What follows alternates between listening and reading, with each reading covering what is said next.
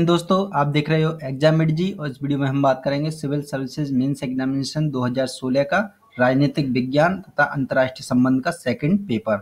और first paper हम देख चुके हैं पॉलिटिकल साइंस का। अगर आपने नहीं देखा है तो एंड में स्क्रीन पर आपकी वीडियो आ जाएगा, क्लिक करके देख लीजिएगा उसे। और जैसा कि सबको पता है कि किसी भी एग्जाम को क्वालिफाई करने के लिए, खासकर यूपीएससी के एग्जाम को क्वालिफाई करने के लिए दो चीज़ों की बहुत ही ज़्यादा एक तरह से ज़रूरत पड़ती है। सबसे पहले उसका सिलेबस, दूसरा उसका पुराना प्रीवियस ईयर का क्वेश्चन पेपर। तो ये हम उसी के तहत प्रीवियस ईयर का क्वेश्चन पेपर कर रहे हैं और लगभग सारे सब्जेक्ट का पेपर बनाने की कोशिश कर रहे हैं, जिससे आपको एक आइडिया लग सके आपको चूज करने में कौन सा सब्जेक्ट लेना है, उसमें भी आपको एक तरह से आसानी हो। क्योंकि क्वेश्चन पेपर देखेंगे तो आपको जो भी पढ़ा है आपने, तो उस आपको कैसा लग रहा है उसके आधार पर आप चूज कर सकते हो। और अदर पेपर भी आपको देखने हैं तो स्क्रीन पर आ जाएंगे, देख लीजिएगा उन्हें। तो चलिए आइए स्टार्ट करते हैं सेकंड पेपर। और इंस्ट्रक्शन तो सेम है, फर्स्ट पेपर में जो दिए थे 250 नंबर का होता है, सभी जानते हैं। 3 घंटे का पेपर होता है, 2 खंडों में होता है, हिंदी और इंग्लिश में छपा रहेगा। क्योंकि काफ़ी लोग पूछते हैं अदर लैंग्वेज वाले कि किस किस लैंग्वेज में छपता है पेपर, तो ये हिंदी और इंग्लिश में छपता है। और टोटल आपको 8 में से 5 प्रश्न करने होते हैं और पहला और 5वां प्रश्न अनिवार्य है। और थोड़ा सा मैं आज जो क्वेश्चन पेपर में थोड़ा सा एक इम्पोर्टेंट चीज़ और बताऊं, क्योंकि काफ़ी सारे जो है आए थे मेरे पास कमेंट, तो उसके आधार पर मैं चीज़ें बताऊंगा थोड़ी सी।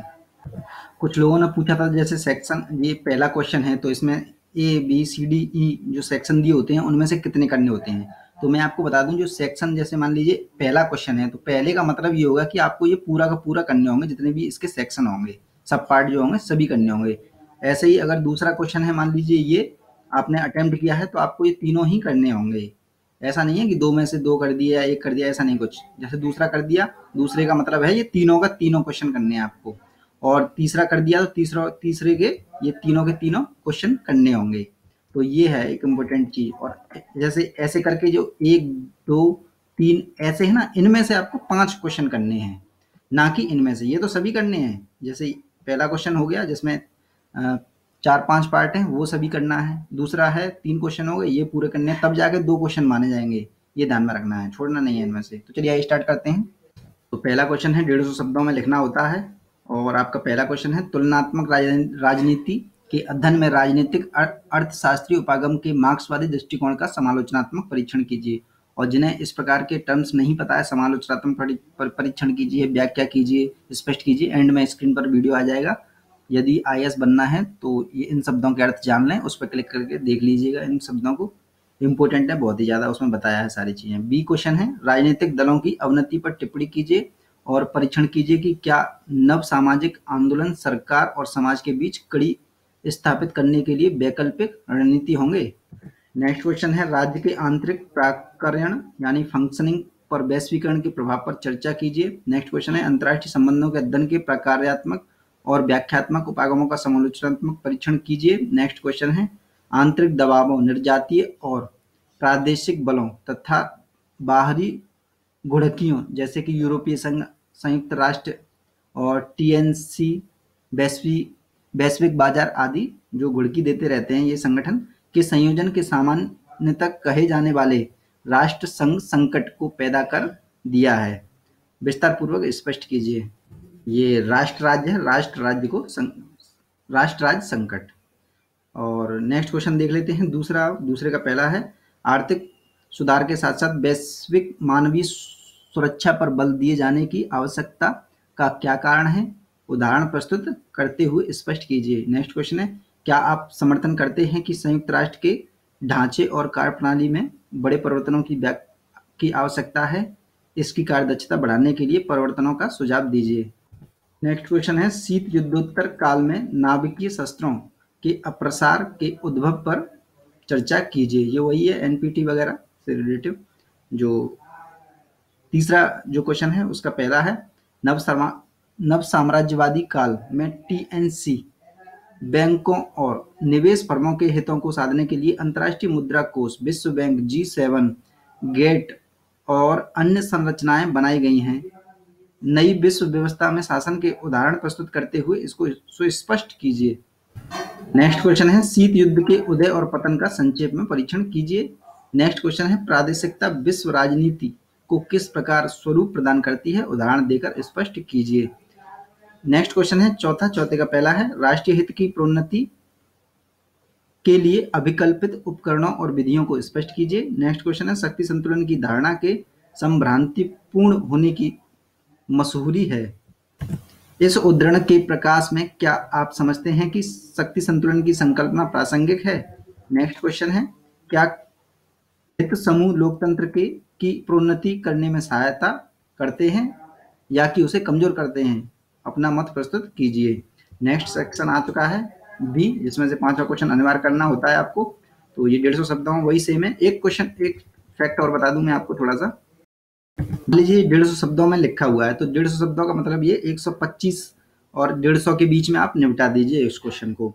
और कुछ लोगों ने ये पूछा था कि ये वाले जो क्वेश्चन है 3 जिसके सेक्शन है वो कितने कितने शब्दों में लगभग करने होते हैं। तो यहाँ पर इंस्ट्रक्शन नहीं दिया है, लेकिन आपको पता है, अंदाजा लगा देना चाहिए। जैसे मान लीजिए 10 नंबर का ये क्वेश्चन है तो लगभग 150 शब्दों में करना है, और ये आपको 15 नंबर का है तो लगभग आपको 200 शब्दों में कंप्लीट कर देना है ये वाला। और जो 20 नंबर का जो क्वेश्चन रहेगा वो आपको लगभग 225 से 250 के बीच में कंप्लीट कर देना है शब्दों में। 225 से 250 के बीच में कर देना है आपको शब्दों के अंतर्गत। तो यही बताना था मुझे।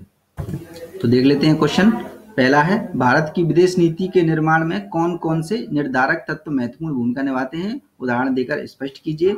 नेक्स्ट क्वेश्चन है, गुटनिरपेक्ष आंदोलन में भारत के योगदान पर और इसकी समकालीन प्रासंगिकता पर टिप्पणी कीजिए। नेक्स्ट क्वेश्चन है, भारत व चीन के बीच तनाव के मुख्य कारणों पर प्रकाश डालिए, संबंधों को सुधारने की संभावनाएं सुझाइए। नेक्स्ट क्वेश्चन है, भारत की नाभिकीय नीति का समालोचनात्मक विश्लेषण कीजिए। नेक्स्ट क्वेश्चन है, कभी कभी हम देखते हैं कि प्रादेशिक सहयोग के रास्ते की विभिन्न बाधाओं के कारण सार्क के प्रयासों में विराम आ जाता है। जैसा कि अभी ये करंट का क्वेश्चन रहा था, क्योंकि सार्क में भारत ने हिस्सा नहीं लिया था, इस वजह से ये बिल्कुल करंट का पूरा पोर्शन रहता है। खंड जो बा होता है वो विराम आ जाता है। बाधाओं के यथोचित उदाहरण सहित इसको सविस्तार स्पष्ट कीजिए। नेक्स्ट क्वेश्चन है, 6वें का पहला, ब्रिटेन के यूरोपीय संघ के निष्कासन को स्पष्ट कीजिए तथा सामान्य विश्व की अर्थव्यवस्था पर और विशेष रूप से भारत की अर्थव्यवस्था पर इसके परिणामों को उजागर कीजिए। तो देख रहे हैं आप, बिल्कुल करंट बेस्ड है ये पूरा सेक्शन जो है। नेक्स्ट है आपका, भारत और चीन के बीच बाधित संबंधों के परिप्रेक्ष्य में भारत के यूएसए के साथ बढ़ते हुए संबंधों पर टिप्पणी कीजिए। नेक्स्ट क्वेश्चन है, भारत की संयुक्त राष्ट्र सुरक्षा परिषद में स्थायी सीट की मांग पर अंतर्राष्ट्रीय राजनीति में चीन की भूमिका का समालोचनात्मक विश्लेषण कीजिए। 7वां क्वेश्चन है, 7वें का पहला, विश्व राजनीति में पर्यावरणीय सरोकारों की रखवाली करने से संबंधित मुख्य समस्याओं व चुनौतियों का परीक्षण कीजिए।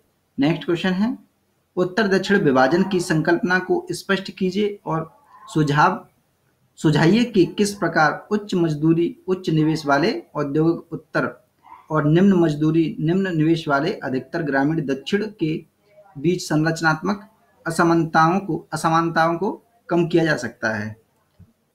नेक्स्ट क्वेश्चन है, विकासशील देशों पर सोवियत संघ के विखंडन के सकारात्मक व नकारात्मक प्रभाव की चर्चा कीजिए।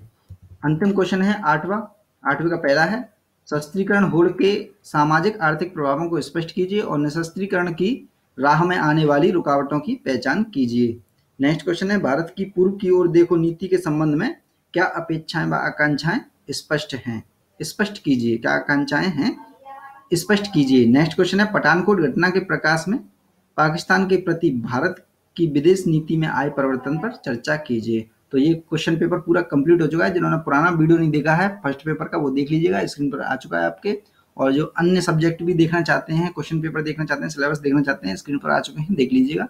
और इस वीडियो को लाइक कर दें, पसंद आए तो डिसलाइक कर दें अगर ना पसंद आए तो, क्योंकि इससे मुझे पता पड़ता रहेगा कि मुझे ऐसे वीडियो बनाने हैं या नहीं आगे।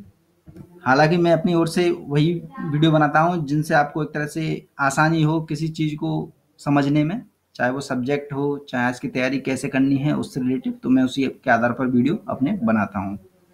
तो जो मैंने पहले चीज़ें बताई थी वो आपने समझ ली होंगी कि किस प्रकार से क्वेश्चन करने हैं आपको। तो 15 नंबर वाला है वो आपको लगभग 200 शब्दों के अंतर्गत ही करना है, और 20 नंबर वाला 225 से 250 के बीच में कर सकते हो। और जो पहला और 5वां क्वेश्चन है उसमें तो इंस्ट्रक्शन दिए ही होते हैं साफ साफ कि 150 शब्दों के अंतर्गत करना है। तो 150 शब्दों से ज़्यादातर ये ध्यान में रखिए कि कम से कम करिए, ऊपर ना जाए, क्योंकि हम चीज़ें आराम से लिख देते हैं।